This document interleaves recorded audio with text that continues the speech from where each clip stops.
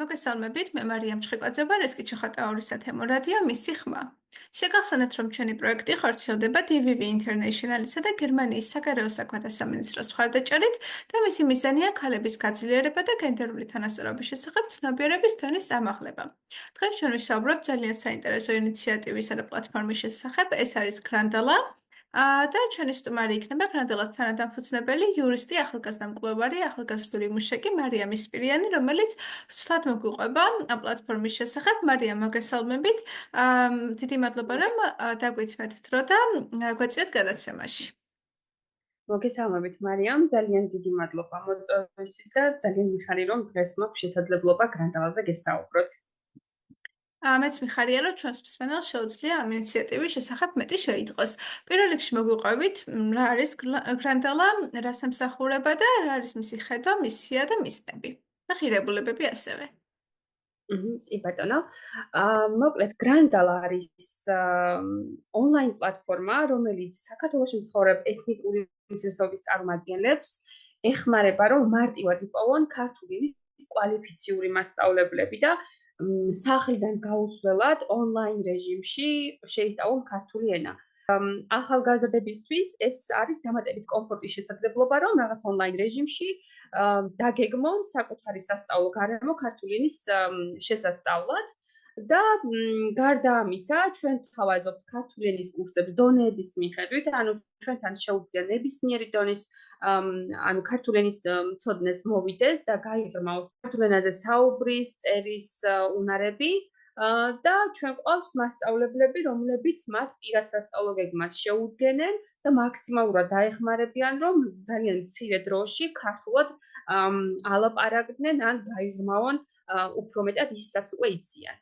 რაც შეეხება გრანდალას მისიას და ხედვას, წარმოიდგინეთ, ჩვენ ყავს საქართველოში საქართველოს მოსახლეობის 14% ახალგაზრდების, რომლებიც სადაც არსებობს ქართული ენის პრობლემა, ხომ? აი მათთვის ქართულ საზოგადოებასთან ინტეგრაცია უფრო მეტ სირთულეს წარმოადგენს, როცა არ იცის სახელმწიფო ენა. და გარდა ამისა, არის მეორე პრობლემაც, რომ არ არის საკმარისი რესურსები, რომ მათ ქართული ენა ისწავლონ, ხო? რაღაც სკოლაში ისწავლება მათთვის ქართული ენა, მაგრამ ხარისხი არ არის ისეთი, ანუ პრაქტიკულად ადამიანები ვერ ლაპარაკობენ, ხო? მათი დიდი ნაწილი სამწუხაროდ ვერ ლაპარაკობს ქართულად. და შესაბამისად ძალიან კარგია, რომ ამ საზოგადოების სეგმენტს შევთავაზოთ დამატებითი რესურსები, ხო? იგივე ონლაინ სწავლება, იგივე სხვადასხვა რესურსები, რომ რაღაცნაირად უფრო მეტი ინტერესი გამოვიწიოთ მათში, რომ ქართული ენით დაინტერესდნენ და უფრო მეტი პერსპექტივა შეუქმნან საკუთარ თავს, იმიტომ რომ როდესაც სახელმწიფო ენა იცი, შემდგომ უკვე დასაქმებაც უფრო მარტივია, უფრო მარტივად გადიხარ დასაქმების ბაზარზე და რაღაცნაირად მარტივდება შენი ცხოვრებაც. გრანდალა არის ასევე ინტეგრაციისკენ მიმართული პლატფორმა, რადგანაც ჩვენთან სწავლობენ ჩვენი სომეხი და აზერბაიჯანელი თანამოქალაქეები და რაღაცნაირად ხდება მათი ინტეგრაცია ქართულ საზოგადოებასთან. უნდა აღვნიშნო, რომ გრანდალას პლატფორმაზე ყავს როგორც მხოლოდ ქართულად მოსაუბრე მასწავლებლები, ასევე ყავს სომხურ, ქართული და აზერბაიჯანულ ქართულად მოსაუბრე მასწავლებლები, ამიტომაც ჩვენთან ნებისმიერი ასაკის ადამიანს შეუძლია, რომ მოვიდეს და დაიწყოს ქართული ენის სწავლა ჩვენს სოციალური ქსელების მეშვეობით თუ ჩვენს პლატფორმაზე რეგისტრაციით, ჩვენ უკვე მათ შეუძლიათ ჩაეწერონ მასწავლებელთან და დაიწყონ ნებისმიერ დროს ქართული ენის შესწავლა. მადლობა მარიამ, ძალიან საინტერესოა და ახლა უკვე მოგიყვებით, როგორ დაარსეთ გრანდალა და როგორ მიდიოდა ეს პროცესი, თვითონ იდეის დამუშავების პროცესი თუ გრანტის მოპოვების პროცესი და ასე შემდეგ და ასევე ძალიან მაინტერესებს, რას ნიშნავს სახელწოდება გრანდალა. პლატფორმა გრანდალა დავაფუძნე გიულგიუნ მამედხანოვასთან ერთად. გიულგიუნი არის ქვემო ქართლის რეგიონიდან და მისთვისაც ეს პრობლემა, ქართული ენის არსებობის პრობლემა საკმაოდ ნაცნობია.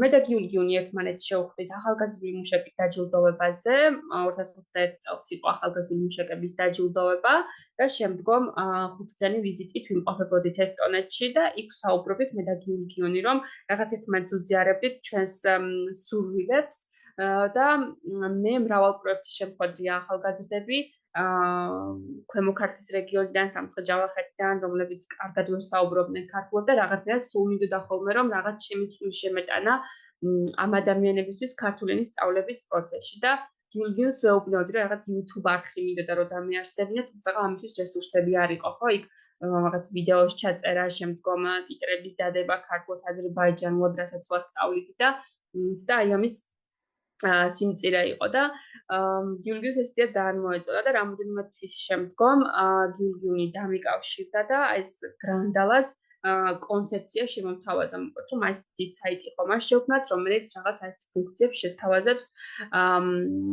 საზოგადოების აი ამ ნაწილს.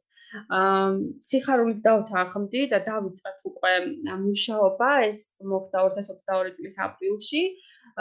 და ზოგადად სახელი გრანდალა იყო გიულგიულის ინიციატივა, იმიტომ რომ გრანდალა არის ფრინველის სახელი და რაღაც ეს არის ისეთი ფრინველი, რომელიც რაღაც ინტეგრაციისკენ არის მიმართული, რაღაც გუნდურობა უყვართ და ერთად დაფრინავენ, როგორც გიულგიულმა მიხსნა.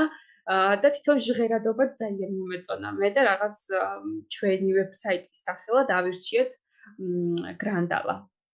და მარიამ ასევე ძალიან საინტერესოა, როგორ შეასხეთ თქვენს იდეას ხორცი, ასე ვთქვათ, როგორ შევსწავლეთ და შექმნით უკვე პლატფორმა, რა რესურსები მოიწიეთ ამისთვის, ვინ დაგეხმარათ და ასე შემდეგ. ზოგადად პლატფორმა გრანდალას განვითარებაზე უკვე ბოლო 2 წელია ძალიან აქტიურად მუშაობთ მე და გიულგიუნი და სულ რაღაც წელს იანვარში ახალი გუნდის წევრები შემოგვიერთდნენ, მასწავლებლები და მოხალისეები, თუმცა როდესაც ეს იდეა მოგვივიდა, როდესაც ეს იდეა ქონდა გიულგიუნს, მაშინ იყო Big Idea Challenge-ის კონკურსი, ეს ასე ერქვა შემოქმედებითი ნაპერწკლის კონკურსი, სადაც პირველად გავიმარჯვეთ. და ეს იყო პირველი წარმატება, სადაც ჩვენ უკვე დავიწყეთ ვებსაიტის შექმნაზე მუშაობა. შემდგომ მეორე წარმატება უკვე იყო DS საგრანტო კონკურსში გამარჯვება, რამაც უფრო დამატებითი რესურსები შესძინა გრანდალას და უკვე უზრუნველყო ვებსაიტის დასრულება, გარდა ამისა ამ გრანტის ფარგლებში შეიქმნა ლოგო და ზოგადად ძალიან ბევრი საჭიროება დაკმაყოფილდა პრაქტიკულად. ეს იყო ყველაზე დიდი ნაბიჯი გრანდალას განვითარების ისტორიაში, გრანდალას განვითარებისთვის, რაც გაკეთდა და აი ამ გრანტის შემდგომ ჩვენ უკვე გამოვაცხადეთ მასწავლებლების მიღება გრანდალას პლატფორმაზე. ყავს ძალიან კვალიფიციური მასწავლებლები, რომლებთაც აქვთ გამოცდილება თუ როგორ უნდა ასწავლონ არაქართულენოვან საზოგადოებას ქართული ენა. ძალიან უყვართ საკუთარი პროფესია და სულს დაგულდებენ თითოეული მოსწავლის განვითარებაში და რომ მიაღწიონ რეალურად იმ შედეგს, რაც თვითონ მოსწავლესაც სურს. გარდა ამისა, გრანდალას განვითარება საჭიროებდა მოხალისეებსაც, ანუ ჩემი გიულგიუნის რესურსი პრაქტიკულად აღარ იყო საკმარისი და ეს ადამიანური რესურსი ძალიან გვჭირდებოდა და უამრავი ახალგაზრდა შემოგვიერთდა ამ პროცესში და რაღაც ინაწილებდნენ სხვადასხვა ფუნქციებს, რომ მაქსიმალურად გაევრცელებინათ ინფორმაცია გრანდალას შესახებ. მარიამ, მოდი ჩვენს მსმენელს ასევე ვუთხრათ ისიც თუ რა არის თქვენს პლატფორმაზე ქართული ენის კურსების გავლის საფასური.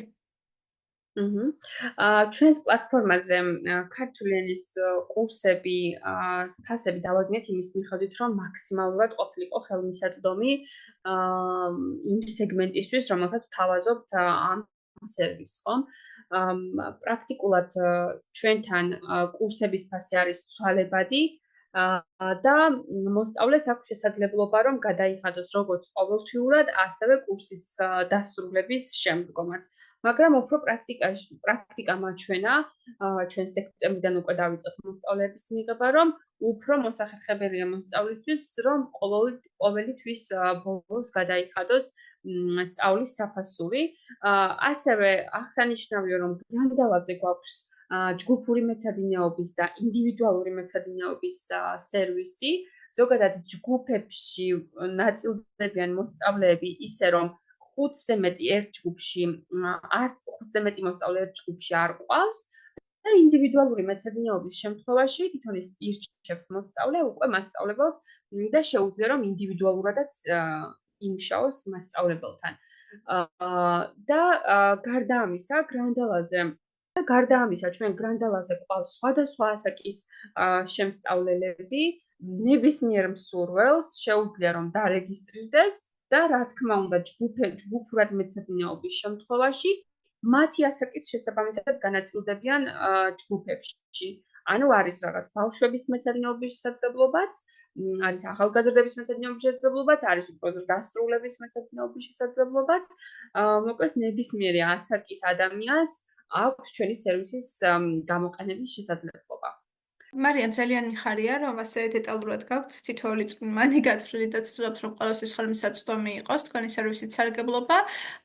და მოდით ესეც გავაცნოთ ჩვენს მსმენელს, თუ როგორ შეიძლება რომ გახდეს ადამიანი თქვენი გუნდის წევრი, გრანდალას მოხალისე და გრანდალას მასწავლებელი. თავდაპირველად, როდესაც გამოვაცხარეთ გრანდალაში მასწავლებლების მიღება, ამან ძალიან დიდი ინტერესი გამოიწვია. თუმცა ჩვენ შევარჩიეთ დაახლოებით 15-მდე მასწავლებელი, რადგანაც დამწყები პლატფორმა ვართ და პრაქტიკულად ჩვენთან მასწავლებლობის დაწყება დამოკიდებულია მომხმარებლების რაოდენობაზე. ჯერჯერობით არ გვაქვს მასწავლებლების მიღება, თუმცა მოსწავლეების ზრდასთან ერთად აუცილებლად გვჭირდება ახალი მასწავლებლების მიღება, ახალი სახეების მიღება და ამ ინფორმაციას ჩვენი Facebook გვერდის მეშვეობით გამოვაქვეყნებთ. რაც შეეხება მოხალისეთა მიღებას უკვე ჩვენ ნელ-ნელა ვიწყებთ. ჩვენთვის ძალიან მნიშვნელოვანია მოხალისეების არსებობა ჩვენს პლატფორმაზე და ზოგადად ადამიანური რესურსი, რადგანაც ეს პლატფორმა ემსახურება ძალიან სპეციფიკურ სეგმენტს და ვცდილობთ რომ მაქსიმალურად მივაწვდინოთ ინფორმაცია. მოხალისეები ჩვენთან მიიღებიან 16 წლის ასაკიდან, ზოგადად 16-დან 27 წლამდე ახალგაზრდებს აქვთ შესაძლებლობა რომ გახდნენ ჩვენი მოხალისეები. ჩვენთან შეუძლიათ რომ მიიღონ გამოცდილება, განვითარდნენ და ზოგადად დაეხმარონ გრანდალას რომ უფრო განვითარდეს ეს პლატფორმა და ამასთან ერთად მოხალისეობა ნიშნავს რომ აკეთოს საზოგადოებისთვის სასარგებლო საქმე. რა თქმა უნდა, მოხალისეობის დასრულების შემდგომ გაიცემა მათთვის სერტიფიკატი, რომელიც დაადასტურებს მათ ასე ვთქვით მოღვაწეობას გრანდალას პლატფორმაზე, ასევე აუცილებლად გავუცემთ სარეკომენდაციო წერილს, თუ მათ მოუნდებათ რომელიმე პროექტში ან სასწავლო პროექტზე მონაწილეობის მიღება და ასევე ჩვენ ვცდილობთ რომ მაქსიმალურად მოვიძიოთ რესურსები, რომ ჩვენი მოხალისეები და გუნდის წევრები ჩავთვლოთ სხვადასხვა ადგილობრივ თუ საერთაშორისო დონეზე პროექტებში, რომ მაქსიმალურად განვითარდნენ. და ასევე მინდა აღვნიშნო, რომ გრანდალას პლატფორმაზე მოხალისეობა ადამიანებს შეუძლიათ 3 თვით, 6 თვით ან 9 თვით. ჩვენ, როდესაც გამოცხადდება გრანდალას პლატფორმაზე მოხალისეთა მიღება, ეს თვითონ სააპლიკაციო პროცესშიც იქნება მითითებული და მათ სურვილისამებრ შეეძლებათ, რომ მონიშნონ, რამდენი ხნით უნდათ რომ ჩვენი მოხალისეები გახდნენ. მარიამ, ძალიან მიხარია, რომ თქვენი გუნდი მაქსიმალურად სრულავს მის თითოეული წევრის განვითარებაზე და მართლაც როგორც უკვე აღვნიშნე, ძალიან კარგი შეკრული გუნდი ხართ და ძალიან მიზანდასახული. მაინტერესებს რა მიმართულებებით შეიძლება რომ თქვენთან მოხალისეობრივ საქმიანობაში ჩაერთოს დაინტერესებული პირი. როგორც უკვე გითხარით, ზოგადად გრანდალას შესახებ რომ იმ საზოგადოების სეგმენტმა რომ მაქსიმალურად მიიღოს ინფორმაცია, ჩვენ გვჭირდება ადამიანური რესურსი ამისთვის, ხომ? და შესაბამისად გრანდალაზე მოხალისე რომ გახდეთ, ჩვენ არ ვითხოვთ რაღაც განსაკუთრებულ კვალიფიკაციას ან რაიმე განსაკუთრებულ პროფესიონალიზმს. თუმცა ძალიან სასურველი იქნება რომ აი ამ მიმართულებებზე გქონდეთ რაღაცა წარმოდგენა, მცირე გამოცდილება ან მინიმუმ რაღაც სურვილი რომ შემდგომ ამ მიმართულებით გააგრძელონ თავიანთ საკუთარი კარიერა. გრანდალაზე მოხალისეობა შესაძლებელია მაგალითად იყო სოციალური მედიის მენეჯერი და ეს არის ადამიანი, რომელიც პასუხისმგებელია არსებული კონტენტის სოციალურ ქსელებში განთავსებაზე, გვერდის გამართულად მუშაობაზე და ტექნიკური დეტალების ორგანიზებაზე, ხო? ასევე შესაძლებელია გრაფიკული დიზაინერი, ხო? თუ რაღაც არის რაღაც ძალიან დამწყები და უყვარს პოსტერების მომზადება და ვიზუალური მასალის შექმნა, ჩვენ ძალიან მოხარულები ვიქნებით, რომ ასეთი ადამიანი ყავდეს გუნდში და ჩვენთან ერთად განვითარდეს და ჩვენთან ერთად ისწავლოს ეს ყველაფერი, ხო? ასევე copywriter-ი, ჩვენ ხშირად ვაცხადებთ კურსებს სხვადასხვა ინფორმაციებს და Grandala-ს პლატფორმაზე და ძალიან კარგი იქნება თუ ასეთი სკილის ადამიანი გვეყოლება მოკლედ გუნდში, ასევე community manager-ი და ასევე ჩვენთვის ძალიან მნიშვნელოვანია თარჯიმნები, იმიტომ რომ კონტენტს რასაც ვანთავსებთ ჩვენს Grandala-ს პლატფორმაზე, მაქსიმალურად გვინდა რომ იყოს ხელმისაწვდომი სომხურ და აზერბაიჯანულ ენებზე, შესაბამისად აი ეს თარჯიმნები მაქსიმალურად მნიშვნელოვანი რგოლია ჩვენი პლატფორმისთვის. გარდა ამისა, დამატებით მინდა გითხრათ ჩვენი პლატფორმის შესახებ, კიდევ თუ რა დამატებითი სერვისის მიღება შეუძლიათ ჩვენი ვებსაიტზე ვიზიტით მომხმარებელს, ჩვენ საიტზე განვათავსებთ ბლოგებს, რომელიც მიეძღვნება იმას, რომ გავაცნოთ საქართველოს კულტურა, საქართველოს ტრადიციები და ასე შემდეგ, ასევე გვაქვს ბიბლიოთეკა უკვე განთავსებული, სადაც არის ხელმისაწვდომი სხვადასხვა ლიტერატურა ქართული ენის შესასწავლად. ასევე განთავსდება მცირე ვიდეო გაკვეთილები, რომლითაც შეუძლიათ ასევე ქართული ენის კარგად შესწავლა. გარდა ამისა, ჩვენს პლატფორმაზე ასევე შესაძლებელია, რომ დაგეგმონ მასწავლებელთან ვიზიტი და რაღაც შეიმოწმონ საკუთარი ცოდნა რადონეს ფლობენ და როგორი მეცადინეობა მათთვის საჭირო, მაგალითად, კვირაში 2 გაკვეთილის დაგეგმა საჭირო თუ კვირაში 3 გაკვეთილის და ჩვენი მასწავლებლები ამის თაობაზე ამომწურავ ინფორმაციას და ამომწურავ მიმართულებას მისცემენ ადამიანებს. და რა თქმა უნდა, ეს მასწავლებელთან შეხვედრის დაგეგმა არის უფასო. ნებისმიერ შეუძლია შეავსოს ჩვენს ვებგვერდზე განთავსებული ფორმა, ჩაეწეროთ ჩვენს მასწავლებელთან, შეხვდნენ, გაისაუბრონ, რომ ქართული ენის დონის დადგენა უფრო უკეთ მოხდეს და შემდგომ უკვე დაიწყონ ქართული ენის სწავლა. დიდი მადლობა მარიამ გისურვებთ წარმატებებს და ძალიან მიხარია რომ მსგავსი პლატფორმა შექმნით და დარწმუნებული ვარ კიდევ უფრო მეტი ინოვაციური და კარგი იდეა გექნება და აუცილებლად განახორციელებთ მათაც. მოდით ახლა ვისაუბროთ ისევ ახალგაზრდების პრობლემებზე, ოღონდ სხვა ჭრილში უკვე ახსენეთ რომ თქვენ ახალგაზრდული მუშაკი ხართ, დიდი ხანია, მრავალი წელია და მოგვიყავით სხვა რა საჭიროებები და ინტერესები გამოიკვეთა თქვენი დაკვირვებით ახალგაზრდებში და თქვენ როგორ ახერხებდით რომ დახმარებოდით ახალგაზრდებს ამ საჭიროებებისა და ინტერესების შესაბამისად გადამისამართებაში და მოყვარებაში.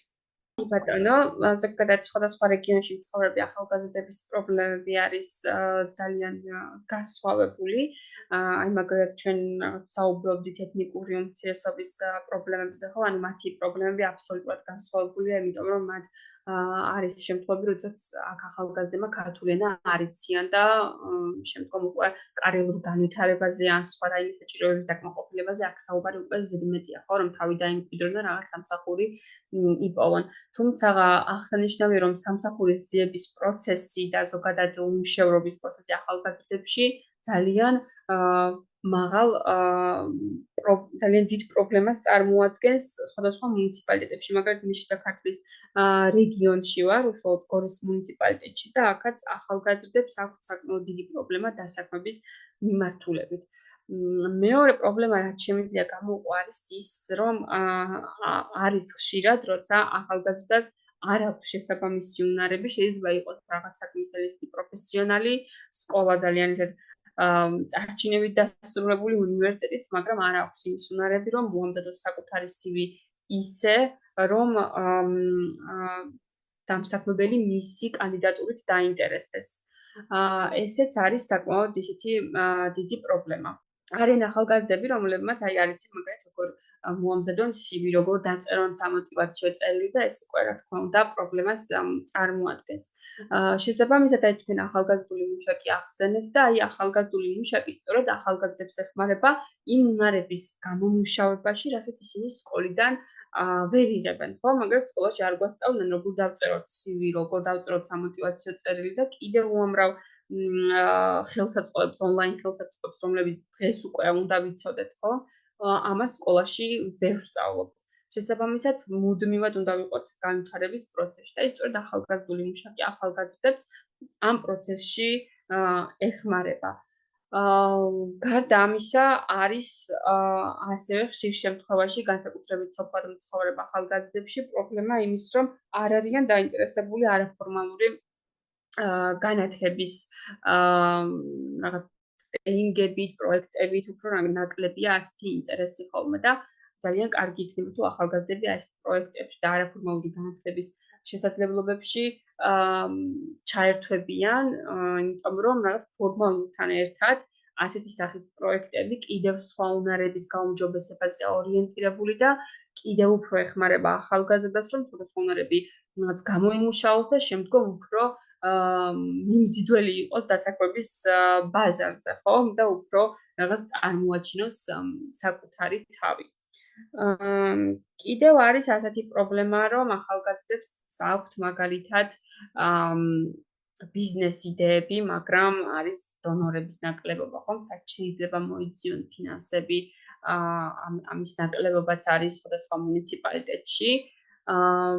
და მე ძალიან დიდი იმედი მაქვს, რომ მეტნაკლებად ეს პრობლემები აღმოიფხვრება და მოუწოდებ თითოეულ ახალგაზრდას, რომ მაქსიმალურად ჩაერთონ სხვადასხვა ტრენინგებში, პროექტებში და მაქსიმალურად იყვნენ ორიენტირებულები საკუთარი უნარების დახვეწაზე და განვითარებაზე. სოფლად მცხოვრები ახალგაზრდებისთვის, ზოგადად ადამიანებისთვის ასევე ვფიქრობ, რომ ერთ-ერთი სერიოზული გამოწვევა არის ტრანსპორტირების პრობლემები და შეიძლება რომ გქონდეთ კიდევაც დაინტერესება იმის, რომ ჩაერთონ სხვადასხვა პროექტში, მაგრამ იმის გამო, რომ ტრანსპორტი არ არის ხელმისაწვდომი ფიზიკურად, ვერ მოახერხონ და ვერ დაესწრონ ამა თუ იმ შეხვედრას და პრობლემა არის ზუსტად ის, რომ ძირითადად თუნდაც არაფორმალური განათლების პროექტები არის ხოლმე თავმოყრილი ერთ კონკრეტულ ადგილას, დაუშვათ ან დაბაში, ან დიდ ქალაქებში და ახალგაზრდები, რომლებიც ცოტა მოშორებით ცხოვრობენ, ვერ ახერხებენ მონაწილეობას და ამიტომ ერთ-ერთი კარგი საშუალება ამისთვის იყო დაუშვათ მობილური ახალგაზრდული საქმიანობა, რომელშიც თქვენც იყავით ჩართული და დიდი იმედი მაქვს, რომ მსგავსი სერვისი საქართველოში დამკვიდრდება და მიიღებს სისტემატიურ სახესაც. გეთანხმებით, ეს პრობლემა ნამდვილად ძალიან მწვავეა, იმიტომ რომ ტრანსპორტირების პრობლემა ძირითადად ტრანსპორტი მუშაობს რაღაც 5 საათამდე და შეიძლება რაღაც ღონისძიება 6 საათამდე გრძელდებოდეს. მოკლედ ან არის ხშირად სოფლები, სადაც ტრანსპორტი ყოველ საათში ერთხელ არ დადის და რაღაც დიდი ინტერვალით დადის და მოკლედ ახალგაზრდა ვერ ახერხებს ქალაქში ჩამოსვლას, ხო? ეს მობილური ახალგაზრდული მუშაკი ნამდვილად ჭრიდა ეს სერვისი ამ პრობლემას, იმიტომ რომ მისი ფუნქცია იყო, რომ მათთან ადგილზე ჩასულიყო ახალგაზრდებთან და იქ განეხორციელებინა ეს ახალგაზრდული შესაძლებლობები და ადგილზე მიეწოდებინა მათთვის ახალგაზრდული სერვისები. თუმცა ეს იყო მხოლოდ ორწლიანი პროექტი, რომელიც უკვე დასრულდა, მაგრამ მაინც ვფიქრობ, რომ ორგანიზაციებმა უნდა მიმართონ ყურადღება იქითკენ, რომ ადგილზე ჩავიდნენ და სხვადასხვა ლოკაციებზე გაშალონ თავიანთი აქტივობები. ეს მეტნაკლებად უზრუნველყოფს სოფლად მცხოვრები ახალგაზრდების ჩართულობის გააზრდას. უნდა აღინიშნოს ისიც, რომ ჩვენს ქვეყანაში დაახლოებით ახალგაზრდების 33% წარმოადგენს ნით ახალგაზრდების ჯგუფს. ეს ნით ახალგაზრდები რაღაც არის, ვიც არ არიან არც არაფორმალური განათლებაში ჩართული, არც ფორმალურ განათლებაში ჩართულები და არც მუშაობენ, ხო? ანუ 33% უკვე არის საკმაოდ დიდი მაჩვენებელი და ჩვენ მაქსიმალურად უნდა ვეცადოთ, რომ მოვიძიოთ ასეთი ახალგაზრდები, ვიმუშაოთ მათთან, მათი უნარების დასახვეწად და მათ გასაძლიერებლად. გარდა ამისა, ახალგაზრდებში, აი მაგალითად ხომ როდესაც ვხვდებოდი და ვესაუბრებოდი სხვადასხვა საერთაშორისო ახალგაზრდულ პროექტებზე, არ ჰქონდათ ხოლმე ამაზე რაღაც ინფორმაცია, რომ რაღაც პროგრამები არის სრულად დაფინანსებული, შეუძლიათ მონაწილეობის მიღება და ამ საკითხზე უამრავ ახალგაზრდას ვემუშავეთ, რომ რაღაც მოგვეძიებინა მათთვის სხვადასხვა საერთაშორისო პროექტები და მათ შორის საერთაშორისო მოხალისეობრივ პროგრამებში ჩავთვით უამრავი მათგანი.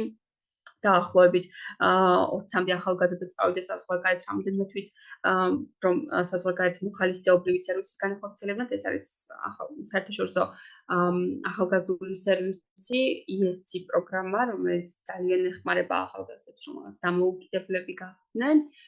გარდა ამისა, მოკლებადიან Erasmus Plus პროექტებში ზუსტ ორგანიზაციებთან თანამშრომლობით უამრავი ახალგაზრდა ჩავთვით პროგრამებში და ჩვენ თვითონ ვეხმარებოდით, რომ შესაბამისი დოკუმენტაცია მოემზადებინათ, დაეწერათ სამოტივაციო წერილები და ნელ-ნელა აი ამ პროცესების ფეხი მიეყოლებინათ. მოკლედ ამ ყველაფერში ახალგაზრდების მხარდაჭერა იყო ძალიან ისეთი მნიშვნელოვანი და ძალიან მე კმაყოფილები და გახარებულები იყვნენ ხოლმე. ძალიან დიდი მადლობა მარიამ კიდევ ერთხელ რომ დაგვითმეთ დრო და გადაცემაში გვეწვია. ძალიან საინტერესო იყო თქვენთან საუბარი. დარწმუნებული ვარ ჩვენი მაყურებელიც ბევრ საინტერესო დეტალს და სიახლეს შეიტყობს ამ გადაცემიდან. ძალიან დიდი მადლობა მარიამ თქვენ ამ შესაძლებლობისთვის და ძალიან დიდი მადლობა მხარდაჭერისთვის. მადლობას უხდით ჩვენს მსმენელსაც. შევხვდებით შემდეგ გადაცემაში ახალი სტუმრითა და ახალი თემებით. დროებით.